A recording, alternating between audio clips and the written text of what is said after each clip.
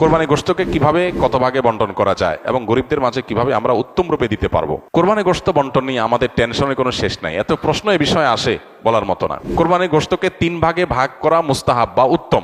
এই হুবহু 3 ভাগ না করে যদি 4 ভাগ করে বা 2 ভাগ করে বা একটু হেরফের করে তাতে কোরবানির অসুবিধা হবে না, কিন্তু উত্তম হলো এটা। আল্লাহ রাব্বুল আলামিন কোরআনে কারিমে বলেছেন ফাতাইমু ফাকুলু মিনহা ওয়া আত'আমুল কানিআ ওয়াল মু'তার। আর জায়গায় বলেছেন ফাকুলু মিনহা ওয়া আত'আমুল কানিআ ওয়াল বাঈস আল ফাকির। এক জায়গায় বলেছেন আল বাঈস আল ফাকির, আর জায়গায় বলেছেন আল কানিআ ওয়াল মু'তার। সর্বসাকুল্যের 3টা শ্রেণী এখান থেকে পাওয়া যায়। নাম্বার 1, নিজের জন্য একটা অংশ রাখা, নিজের পরিবারের জন্য। আরেকটা অংশ হলো দরিদ্র অসহায় গরিব মানুষদেরকে, ফকিরদেরকে। আর আরেকটা অংশ হলো আপনার প্রতিবেশী আত্মীয় স্বজন যারা হয়তো মানুষের কাছে হাত পাততে পারে না, এরকম মানুষদেরকে। 3 ভাগে 3টা ভাগ করে আপনি কোরবানি পশু বন্টন করবেন। হুবহু 3 ভাগ নাও, একটু কম বেশি হলো, নিজে একটু কম রেখে বেশি দিলেন বা একটু বেশি রেখে কম দিলেন, তাতে কোরবানির অসুবিধা হবে না।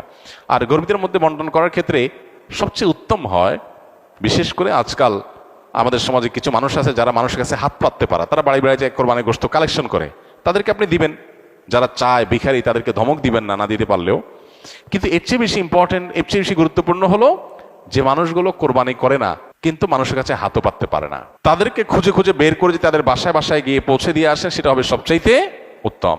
শহরে গ্রামে বিভিন্ন ক্ষেত্রে এরকম মানুষ পাবেন, সম্ভ্রান্ত, খুব লাজুক, খুব ভদ্র ফ্যামিলি, তারা কষ্টে আছেন। বিশেষ করে অনেক মানুষ দেখতে মনে হচ্ছে ফিটফাট ভালোই আছে, কিন্তু অনেকদিন চাকরি নাই, বেচারার ব্যবসা বাণিজ্য নাই, আয় ইনকাম নাই। এই মানুষগুলোকে খুঁজে খুঁজে তাদের বাসা বাসায় গোশত পৌঁছানো, এটা হলো সবচেয়ে জরুরি কাজ। এই জন্য এই কাজটা আমরা কোরবানিতে খুব বিশেষভাবে খেয়াল করবো, চেষ্টা করবো ইনশাআল্লাহ। বর্তমানে বাংলাদেশের নিয়ম অনুযায়ী বাহির থেকে 1 লক্ষ টাকা কেউ পাঠালে 2500 টাকা বা 2.5% রেমিটেন্স ইনসেন্টিভ দিচ্ছে।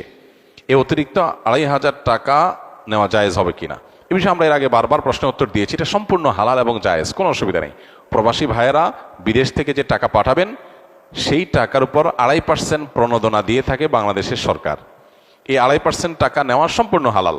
1 লাখ টাকা পাঠালেন, 2500 টাকা আপনাকে ব্যাংকে সরকার অতিরিক্ত দিবে। এটা নিতে পারবেন। কেন নিতে পারবেন?